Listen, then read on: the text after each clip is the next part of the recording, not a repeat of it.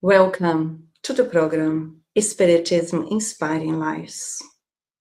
Today our reflection will be around guilt. And we start our reflections with a quote from the Spirit Joana de Angelis in the book Times of Health and Conscientiousness. She states, saying that guilt arises as a form of catharsis necessary for the liberation of conflicts. So we may start asking ourselves, do I suffer from guilt conflict or guilt complex? Do I know how to heal myself from this guilt? If not, we have briefly bring some reflections that may help perhaps to understand ourselves better within this conflict that can be quite tormented. And our purpose here is to help to alleviate our minds and hearts through new reflections, new tools that may be available for us to overcome previous past experiences. Guilt is the awareness of a mistake committed through an act that caused some damage, material or emotional damage to ourselves or to others, or both. The awareness of error brings suffering. The guilt conflict or the guilt process, it is quite strong in some cases because it can be experienced in different degrees with different people in different stages of the awareness process. And such a feeling can be experienced in two ways. The guilt conflict or the guilt complex can be experienced in a healthy or pathological way. Healthy is when we, through self-awareness, become aware, because when we are aware of the guilt conflict or the guilt complex, is because the error or the mistakes that we committed in the past, either in this existence or in previous existences, which is recorded in our unconscious memory, that is liberated to the conscious level. So we become aware of the disturbance of the conflict. And it can be experienced in a positive way because that awareness is a signal that we are becoming more aware of our own shadows, of our own limitations, with the purpose, with the objective to overcome them, to heal ourselves. That is the healthy way. The pathological way that we can experience the guilt conflict is when we get hooked in our negativity or in the remembering and the inner images of the wrongdoings that we did, and we lack resources to unblock ourselves. So in that way, let's explore or understand a bit the guilt cycle. The guilt cycle typically follows a recurring pattern of thoughts, emotions, and behaviors that feed into each other, creating a self-perpetuating cycle. Now, we look how guilt cycle can look like with a few points that may help us to understand. First, trigger. The guilt cycle begins with a trigger, which can be a specific event, action, or situation that evokes feelings of guilt.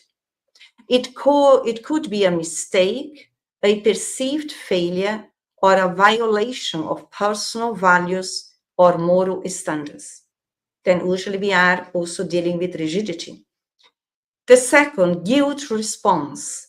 The trigger leads to a sense of guilt, characterized by feelings of remorse, self-blame, and a sense of responsibility for the perceived wrongdoing. Understanding that responsibility actually is internal autonomy. But for some of us, depending on which level of understanding in our evolution path as we are, we can experience responsibility as really negative and heavy. Guilt may be accompanied by negative self-talk, harsh self-judgment, and a deep-seated belief that one deserves punishment. That is quite often very present in those who suffer from the guilt conflict or the guilt complex. Next, emotional distress. Guilt generates emotional distress such as sadness, shame, anxiety, or depression. These emotions intensify the guilt experience, making it difficult to find relief or let go the negative feelings. The next one, punitive behaviors. In response to guilt, individuals often engage in self-punitive behaviors as a means of seeking redemption or alleviating their guilt. These can manifest as self-imposed isolation, self-sabotage, self-criticism, or engaging in self-destructive habits. Next, reinforcement. Paradoxically, these self-punitive behaviors reinforce the guilt cycle. Instead of providing relief, they further validate the belief that one deserves to suffer and perpetuate the cycle of guilt, self-blame, and emotional distress. Finally, repeat. The guilt cycle becomes a self-perpetuating pattern as the individual continues to cycle through the triggers, guilt response, emotional distress, and punitive behaviors. This repetitive loop can consume a significant amount of mental and emotional energy, which can drain us, puts us down, leading to feeling of hopelessness and a diminished sense of self-worth.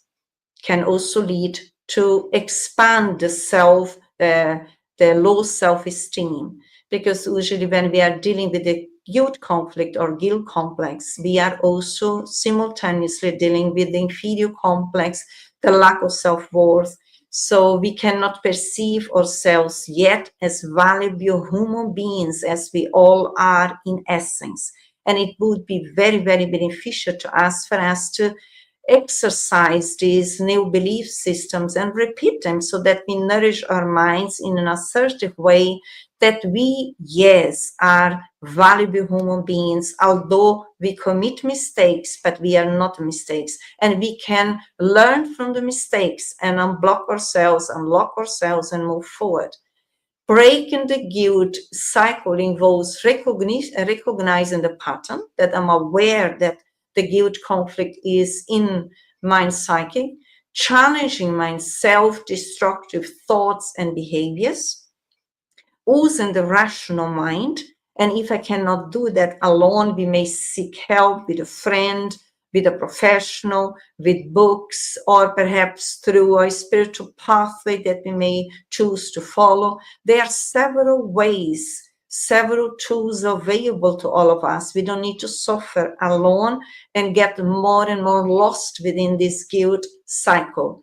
So our purpose here is really to help us to develop our well-being, that despite of our shadows or imperfections, despite of the mistakes and the errors that we may commit in this existence or in previous ones, we repeat, we are all valuable, loving beings in essence.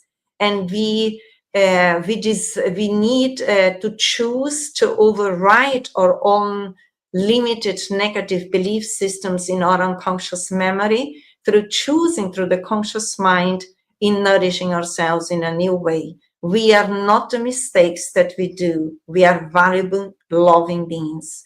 We can learn and grow through the mistakes, giving different, meaningful senses to those experiences, coming from the center, from the essence of ourselves. In other words, addressing the past mistakes through the lenses of self-love, from the essence of ourselves, giving ourselves new opportunities as learners of ourselves as we are.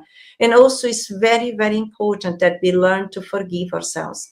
Forgiveness is the pathway of learning to accept ourselves as valuable human beings, as each one of us is, yet imperfect. Therefore, we commit mistakes as learners, and we choose to forgive, because forgiving means learning to love ourselves and do it differently now.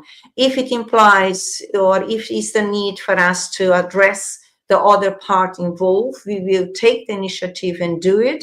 If that is not possible, we do it within ourselves in changing our belief systems. Each time when the self-punishment belief systems and ideas emerges, let's challenge them through the rationality and explain to ourselves, we are loving beings, we are choosing to accept our mistakes as learners, we are not mistakes, and we give ourselves new opportunities to love ourselves, to respect ourselves, and to carry on learning in our existences, so that we focus on our integral health, in our well-being, which we develop on daily basis as we become more and more aware of ourselves.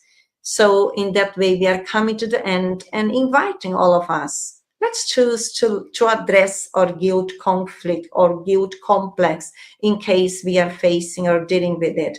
And if you cannot do it alone by yourselves, let's ask for help. Let's also learn to potentialize our essence, the love within. The love heals everything and everyone. Therefore, we don't need to suffer unnecessary. We can, as loving beings who are imperfect, therefore, is still doing mistakes, but through each mistakes, we can stimulate the higher potentials of the soul, which is really addressing the ability to use our free will in looking in the experience, at the experience that happened, and giving meaning to them according to our renewed state of mind, because the experiences actually, they are neutral.